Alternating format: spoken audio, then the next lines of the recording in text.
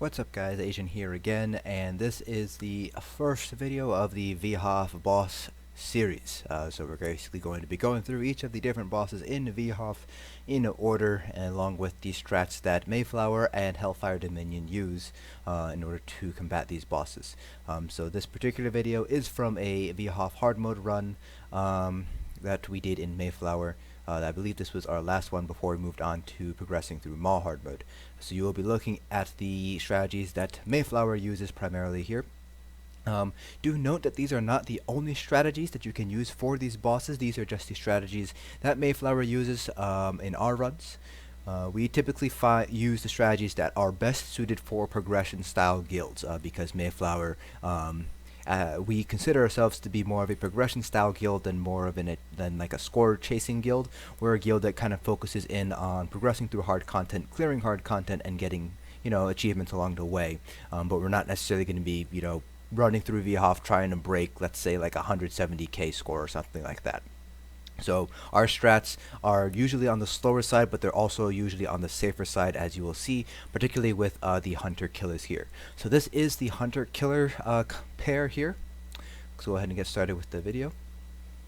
For this, you have basically two bosses, Hunter Killer Positrox and Hunter Killer Negatrix. So each of the two tanks are going to taunt one of the two bosses. So I'm going to be taking Positrox, and the other tank, Captain Morgan, he's going to take Negatrix.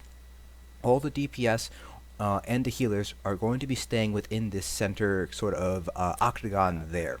The healers are both going to have to slot Purge. Magic DPS should also slot Purge as well in order to help purge a dot that will be applied to you from the Dwarven spheres that are going to be spawning throughout the room here. So we're just waiting for the very check to go through. The dinosaurs themselves, if you see right there, they are connected right now with a beam of lightning. If you walk through that beam of lightning, you're going to get roasted. You're going to take a lot of damage when you walk through that lightning. While they're also connected, they slowly start to gain additional damage dealt, so you don't want to keep them connected at all. So you can see here that Morgan and I have them both separated right now. Now this is one move that the Hunter Killers will do. It's basically, we like to just call it a lightning flood. It basically just drops an AoE on the ground. You just need to move out of it. It does do continuous damage as you are standing in it. They also have a heavy attack here, and that can actually apply a dot on you that you might want to cleanse. It's actually a fairly strong dot, so you do want to cleanse it at some point. You can heal through it, however. Throughout the fight, these spears are going to spawn. The beam of lightning that you see there, that will actually break the shields that protect the spheres. So the spheres do spawn with a shield initially up, and so you will have to basically use that connection to break that shield, take the shield completely off so the DPS can attack those spheres. Now you can see here that the strategy that we're using is pretty basically we move one of the bosses close to the sphere, and then the other tank will move their boss, so that it basically makes that connection and brings them together. Now, immediately after we break that shield, we aim to break that connection as soon as we can, because the longer that it is held together, the more damage that they do, and eventually it will overwhelm the tank. And this also applies to all of their effects here. So you can see those sparkles that are going out when they wag their tail. When they're connected, those sparkles do hit a lot harder, and there's not a lot of time for melee to react to those sparkles. So you can see here that one of our DPS was standing in the beam there, and we are trying to break them.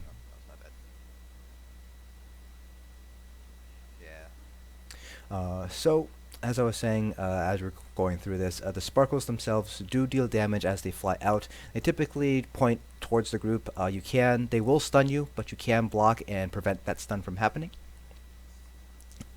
But you still want to avoid getting hit if you can, because it will apply minor vulnerability on you, which does increase the amount of damage that you take by 8%.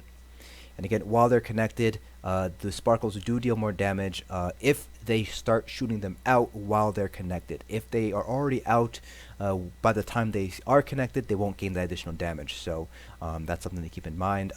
Generally speaking, you just want to break them apart, break that chain as quickly as you possibly can. So that's basically how you combat the spears.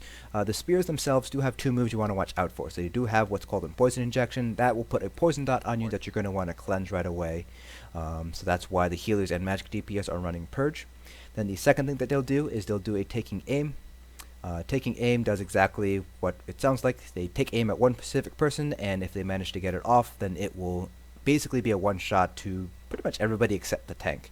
So that's something you just want to keep in mind there.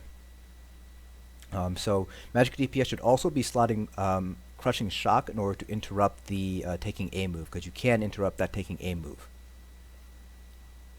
So that's basically what the spheres do. Now back to the hunter hunter killers, the dinos.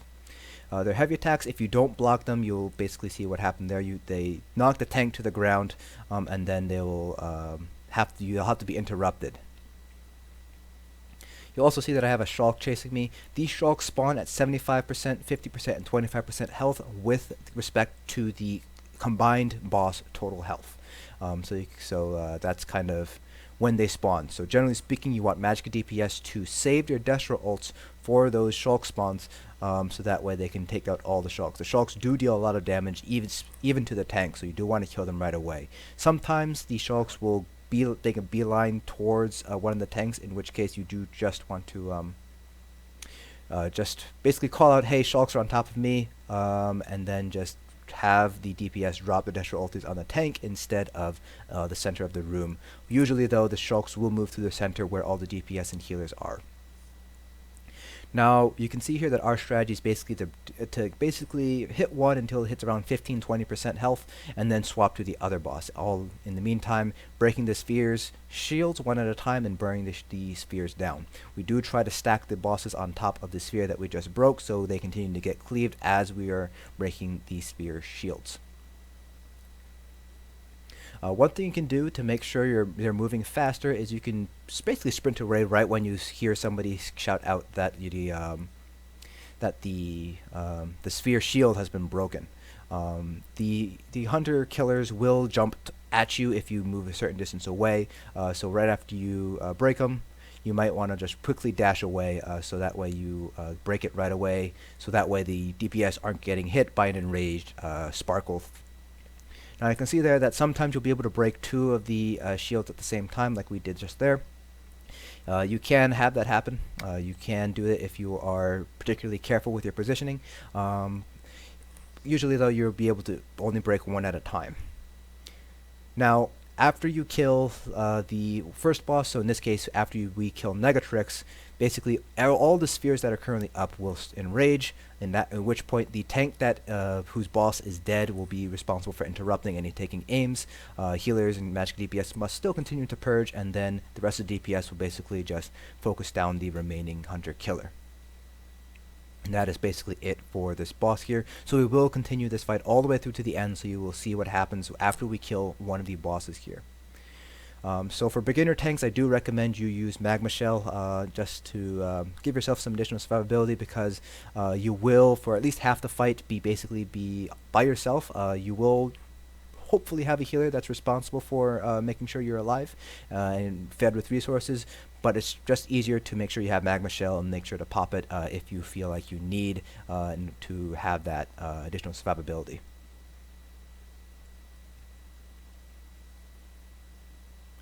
Alright, and so now at this point we're just basically, alright, so the first boss is dead, so you can see here the spheres are enraged now, and then all the DPS basically come over here to the last hunter killer and kill it.